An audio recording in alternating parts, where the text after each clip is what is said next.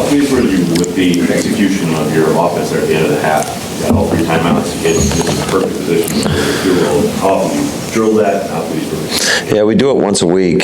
I thought our guys to be able to go out there and execute. I thought Jordan obviously made some really good decisions because the pocket wasn't always clean. I know they brought a pressure, and their edge guy was able to get clean on the second play where he checked it down to Tuck, but just his reaction to be able to get the ball out was, I mean, that was everything. So Tuck did a great job. He did it all game long, just catching the ball, being reliable, getting upfield, breaking tackles. And then I thought the last play that we had to Brooks, the run, we actually had a can play where if by the letter of the law he should have canned to the pass, but I was glad he didn't. Because of the look? Because of the situation.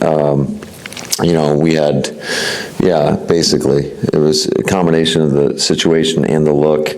Our one-on-one op it would have been Christian on Ramsey, but I thought he made the good decision there, just handing it off, and Brooks barreled forward. I don't know how many yards he got on that play, but I thought it was instrumental in getting us into a better position, and then Brandon went in there and did his job. So, yeah, I'd say that was a big just swing in the game because they had an opportunity to get points, and for our defense to hold on 4th down, give us the ball, in a relatively advantageous position right there, just to be able to be aggressive. Obviously, having all 3 timeouts was critical as well, because I like to burn those timeouts in the first half.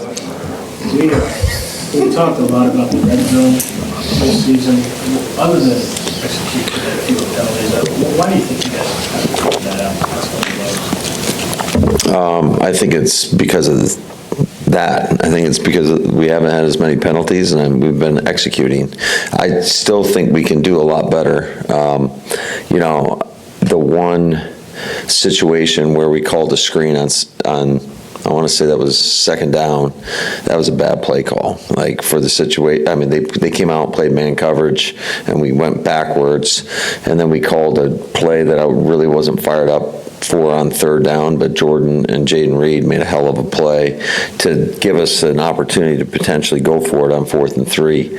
I just decided to go up 24 versus taking that risk, because now you're forcing 3 possessions where Miami has to be perfect. They got to get 3 touchdowns plus 3 2-point conversions. So I thought it was probably the right decision in that situation to essentially, I mean, it's technically still 3 possessions, but in my mind, we got to win one of those 2-point conversions, right? And in my mind, it was really more of a 4-possession game. The reason I wonder is because you look where who's scoring the touchdowns. Josh, obviously 4 touchdowns from the 1-yard line.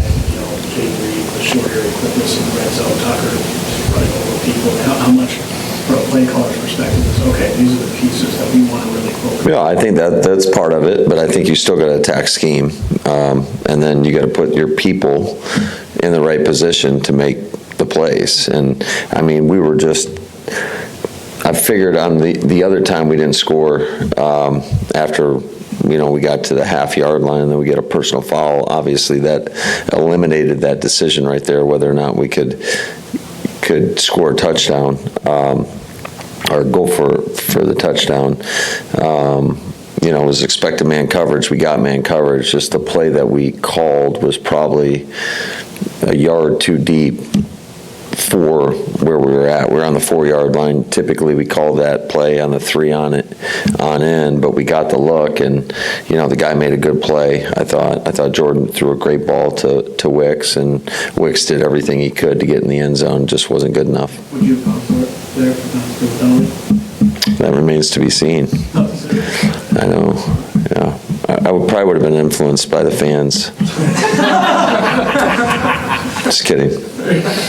Matt, the offensive line probably would give credit it deserves, but it seems like they've really hit stride. Why do you think? Well, I actually thought, I don't think we played our best yesterday up front. I thought we did a really good job in pass protection for the most part, but too many times Josh Jacobs touching the ball and he's making people miss at the line of scrimmage, making D lineman missed. So I think we got a lot of room for improvement there, and those guys, they'll know it. I mean, they know it.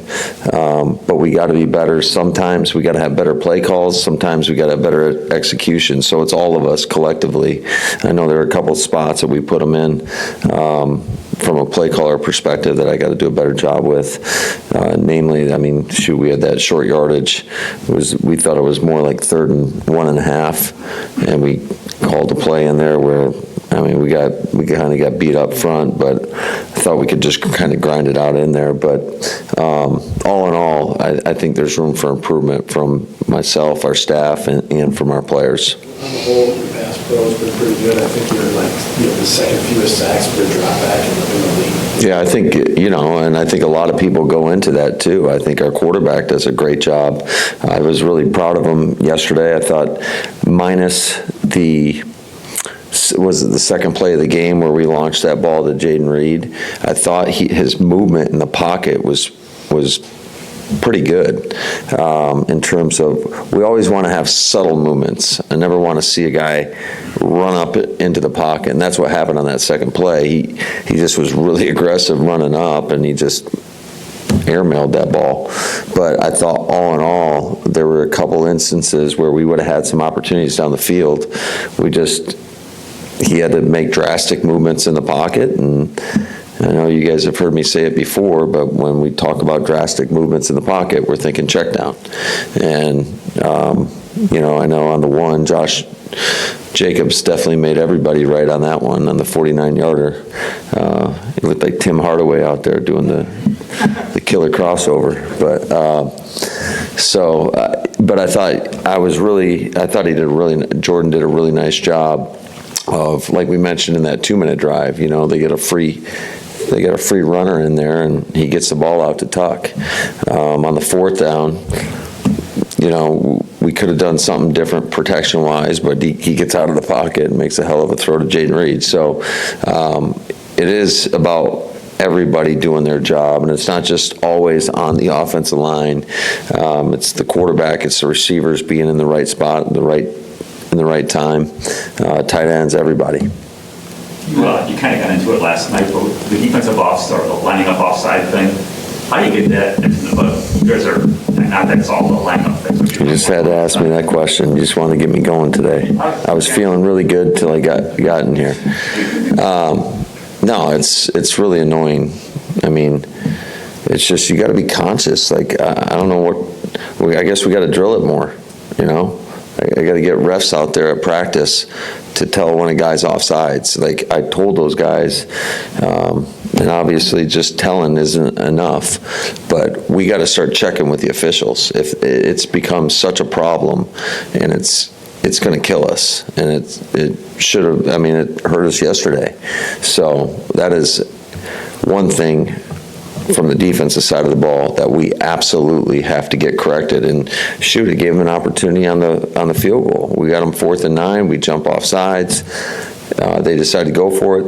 They convert. Now, luckily, we held them to 3, but still, like, you can't put yourself in those situations, especially against really good football teams. This is no knock on Carlson or Narveson because they're young kickers figuring it out on the fly, but how much more relaxing is it having a guy who's been through the ringer for a decade and can make kicks in tough conditions? Yeah, it was great. That's great. And I think both those guys are going to have a bright future in this league. I really do. I don't know what it is about that position, but it just seems to take some time for them, or for the younger kickers, to figure it out. So, but yeah, to have a guy where, I mean, I don't even really watch it all the time now. I just kind of move on to the next thing. Speaking of a 5-day run, how short of a list do you think it is running backs in this league that can go 45 carries in 5 days? Is that what it was? 45 carries, or how many touches? 4 catches, yeah. I don't know about San Francisco. Okay. 50. All right. Probably only 1. Was that in any way something to monitor for you, or is he just kind of indestructible? No, I mean, you always have communication with your guys. And I was asking him, I'm like, you good? And he's like, I feel great. So I don't know if he was just telling himself he feels great to a little self-talk, which we all need sometimes. But he's a dude, and I love the way he plays. I love what he's all about. I think he brings a different dimension to us, just that physicality. I don't know how many broken tackles he had yesterday, but it sure seemed like a lot. And then there was just his ability to, like I said, I thought he did a really good job in the run game for the most part. There was one run that I thought maybe we could have done something a little bit different, but for the most part, I mean, it was some tough looks in there for him, and he was able to get positive yards.